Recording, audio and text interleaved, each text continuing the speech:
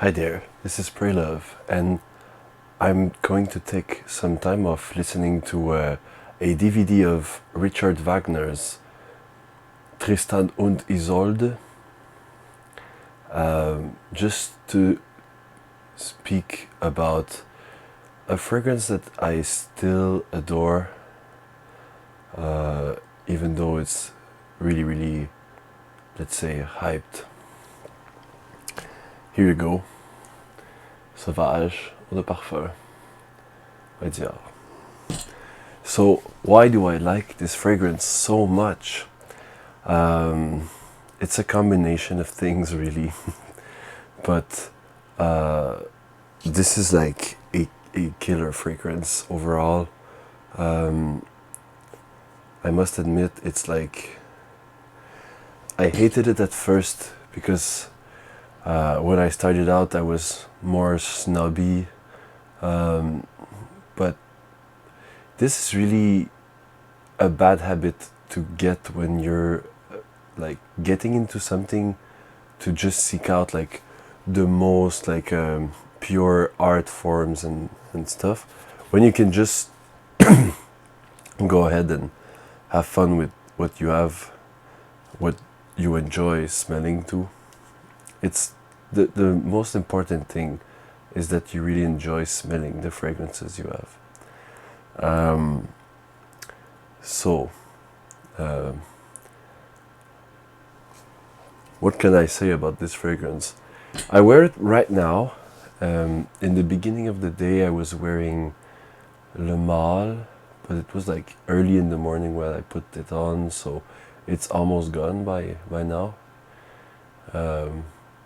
So I just sprayed some Sauvage for my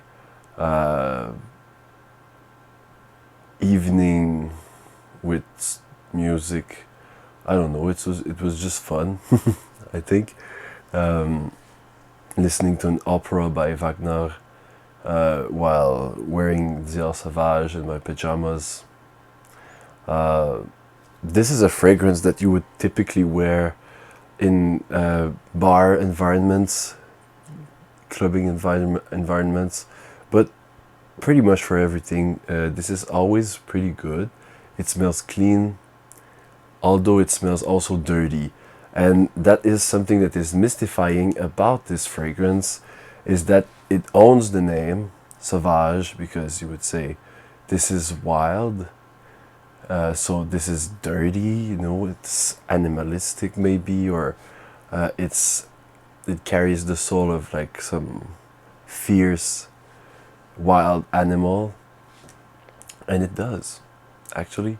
It actually pretty much embodies that, while maintaining a clean, very safe kind of feel, which is really amazing, you know, because you can get all the sexiness you want from the animalistic point of view. This is really sensual, like a lot of sexual energy there, but also you can get like they manage to get that really clean, you can wear it all the time, signature scent kind of vibe, which is really good, because it's like, yeah, it's an well, first off,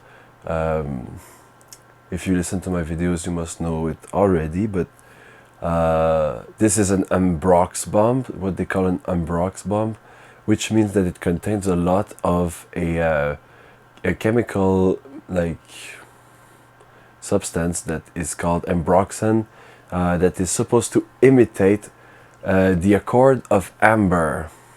And note that amber is an accord, it is not a note.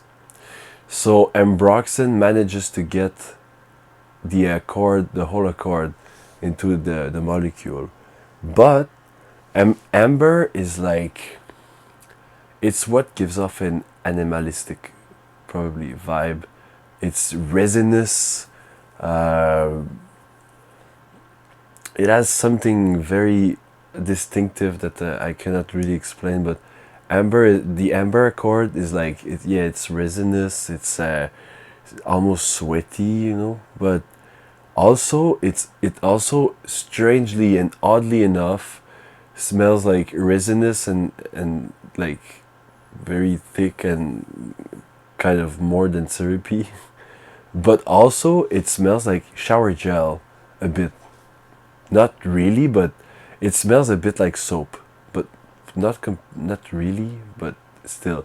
And ambroxan really smells like soap, but still has this uh, dark, like animalistic resinous vibe that is really interesting.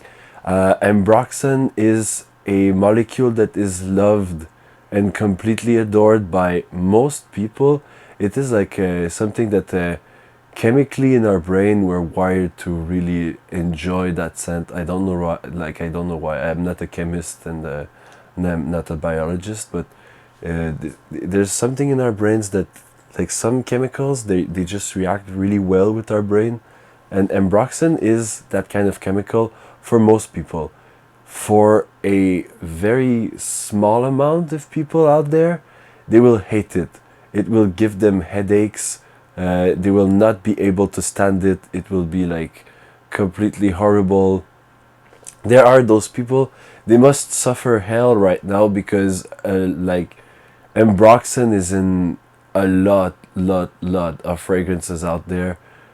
It's like this is exemplified by Sauvage, which is an ambrox bomb, so it just contains a lot of it. But it's a very volatile. It's a very volatile scent that just spreads. So projection with this one, amazing. Longevity with this one, ambroxan has gotten huge longevity. Everything is awesome with this, except for those tiny, like this tiny portion of the population who really needs to get accustomed to ambroxan because there is so much in the air right now. Well, probably not here, but in some places there's so much ambroxan in the air that they just suffocate all the time with that, and it just messes up with their senses. But for like probably 98% of, and even more percent of the population, ambroxan smells actually super good. And even people who don't like ambroxan oftentimes really like ambroxan in the end. Like if they're presented, it's just that they don't like the fact that it's so mainstream and it's so used all the time in different fragrances. We're talking about Versace Eros uses a lot of ambroxan. I've got like Diesel Bad, Prada Luna Rossa Carbone. All those male fragrances after Sauvage contain a lot of ambroxan. So that is something that maybe like people associate it with. Like Sauvage was so hyped that probably people associate it with the type of people that were hyped by Sauvage, which were kind of the same crowd that were hyped by 1 million, and which consisted of essentially normal people like me. No, but I'm not normal, but like a huge wide crowd of people. But in that crowd, a lot of people that wanted this scent are the followers of the panty dropper vibe, if you must say. So the guys who just want to get girls, or the guys who just want to get guys, just went frenzy on that fragrance. So girls out there and some guys too, also like they know that fragrance, they know the smell, and they associate it with past experiences that were probably not the best all the time. We're talking about maybe like sexual harassment and stuff. So and these like oftentimes Sauvage was also associated with people that want to gain a state of power, maybe someone who has a power position and wants a fragrance that just states it. Sometimes they went for that kind of fragrances with ambroxan, and so it's just, it causes like a lot of general trauma. But I like, for real, people will say, oh yes, but on a stick they will smell it and they will be like, oh, I remember that one, this is not good. But for real, like when I wear Sauvage, no one ever, like a lot of people really like that, like that scent. and they don't associate it when you see someone that is obviously one of the kind that you would associate with Sauvage. Wearing Sauvage, it's just a confirmation bias. But when you see someone that is well balanced and considerate and you know have like normal human qualities that are essential for communication, well, Sauvage is not only not displeasing but very pleasing because it has this ambroxan note that is really nice, and it kind of still smells really clean. It manages to stay very clean, very like neat and super good. So this is something that something up to consideration. Also, I bought Sauvage actually because I was talking with a fragrance advisor at some place I went, and she was like, "Yes, I'm a woman, and I'm not really into like men's fragrances, but one that I really wouldn't mind wearing is Dior Sauvage." And so we went together during our break, and I got a new fresh smell of Sauvage, and I was like, "This is actually really really good," and I told her, I said, "You know what?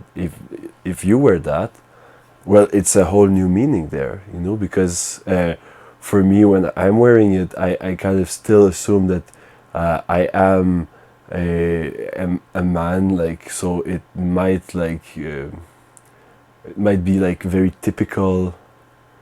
It's the typical like male fragrance, like everyone went frenzy on that one in particular, and a huge crowd, like every branches of society, because this is very classy, but this is also very not classy, so it's really good for all the purposes that you can enjoy. But I mean, it's still like very typically a male's fragrance, but I was like, yes, you like, if you wear it, it's gonna give it a whole new meaning, you know, and people are gonna love it because it's not just girls that like ambroxan, it's everyone. Everyone just really likes ambroxan.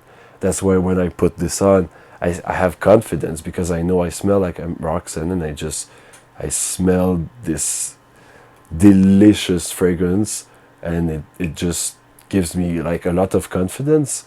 But also like for people around, so like most people really like it. Some people don't, and I won't judge anyone who really doesn't like ambroxan, and those people who have this reaction, it's called like, they call it even an allergy to ambroxan, if I recall. But some people are just allergic to that, and I respect that too. And some people really don't like Sauvage, and I respect that too. I know that I have gotten like a lot of different reactions, which is weird because, you know, I always say, oh, this is a clean fragrance, this is something very safe. But it is also like one of the fragrances that got me the most intense reactions from one way to the other. You know, some people just really hated it, and some people just really loved it. Even though it's a safe fragrance, it's kind of like polarizing in some ways. But it smells really nice because there is like a tiny bit of lavender. There is vanilla in the eau de parfum. They added the vanilla. There's bergamot. There's all these super nice notes that make it not just an Ambrox bomb, but also something that is like vanilla, intimate, sexy, and bergamot, nice projecting like head note that is really heady and really nice, and lavender, and you know, it's just like an LME, and like it's very a kind of a complex one right there, you know. So and I really prefer the eau de parfum over all the other concentration. I think the eau de toilette is really really good, but it's more juvenile, more of the head notes of the bergamot and everything, and it's more acidic a bit. Whereas the eau de parfum is really not acidic, it's really base centric and very dark and mysterious, and I really like that. But the parfum, come on, what did they do? It's like, it's not even that much of an Ambrox bomb like the other ones. It's like very subtle. In general, just don't go for the parfum, but it's a different fragrance. It still has that DNA, but it's kind of really different. So if you really like the parfum, go for it. But it's the longevity is less. It projects less. It doesn't smell as nice. It's just like I don't really understand where they were going for there, and it cost more. I really don't know. They didn't do like Bleu de Chanel and did like the last concentration is like the most bar sexy one. No, they did something that was like quite the opposite. I really don't understand where they went there. But the Eau de Parfum and Eau de Toilette are super good. Don't even consider the cool spray. It's like it's just the heady notes, and it's kind of like has a more deodorant vibe. I don't really like that. But the Eau de Toilette and the Eau de Parfum, they're amazing. But it's like the bright side is the Eau de Toilette, and the darker one is like the Eau de Parfum. I joined the SITs long ago, so I went for the Eau de Parfum. No, but it's more in my vibe. The like dark, more poised and delicate, but very dark and mysterious guy. Maybe, I don't know. But it's more calm, it's more bass centric, it's dark and mysterious. I love the dark and mysterious vibe, so I went for it. But if you like the more bright side, if you want to be one of those Jedis, go for it. When I was a kid, my favorite character was Darth Vader. So that means a lot, it's like the dark one, whereas most of the other kids, their favorite one was Luke Skywalker. But I go for the Eau de Parfum. Perhaps the other one. Well, but I heard that the Eau de Parfum is actually the most preferred and from the seller, the most sold too in the world. Probably the most sold male fragrance in the world, if I recall, at the time. So that's it. That will conclude my new video about Dior Sauvage Eau de Parfum. And maybe some friend will take over and talk about it in the near future. Bye bye. Spread love. Spray love.